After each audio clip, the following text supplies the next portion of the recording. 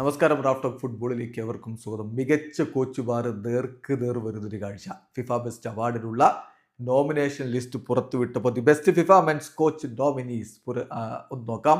അതിൽ 5 കോച്ചുമാർ 5 പേരും ഒന്നിനൊന്ന് മികച്ചവരാണ്. The best FIFA men's coach award ഇത്തവണ ആർക്ക് ലഭിക്കും എന്ന് അറിയാൻ നമുക്ക് കാത്തിരിക്കണം.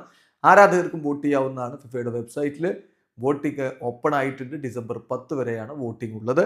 5 കോച്ചുമാർ ആരൊക്കെയാണെന്ന് നോക്കാം.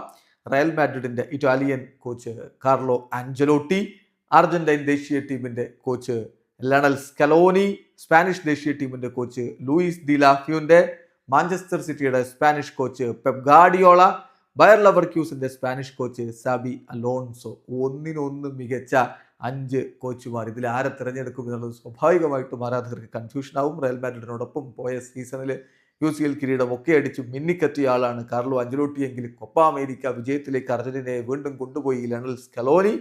ലൂയിസ് ഡി ലാ ഫ്യൂന്റെ ആണെങ്കിൽ സ്പാനിഷ് ദേശീയ ടീമിനെ യൂറോ കപ്പ് കിരീടത്തിലേക്ക് കൊണ്ടുപോയി. മാഞ്ചസ്റ്റർ സിറ്റിയെ വീണ്ടും ലീഗ് കിരീടത്തിലേക്ക് ഒക്കെ കൊണ്ടുപോയ പെപ് ഗാർഡിയോള ഒരു ഭാഗത്ത് നിൽക്കുമ്പോൾ ബയർ ലെവർക്യൂസണിൽ അത്ഭുതങ്ങൾ കാണിച്ചു സ്പാനിഷ് കോച്ച് സാബി അലോൺസോ. ഇതിൽ ആർക്ക് ലഭിക്കും ഇത്തവണത്തെ FIFA best men's coach award? കാത്തിരിക്കാം. വീഡിയോ അവസാനിക്കുന്നു. ഫുട്ബോൾ ലോകത്തെ കൂടുതൽ വിശേഷങ്ങളുമായി റാഫ് ടോക്സ് എത്താം.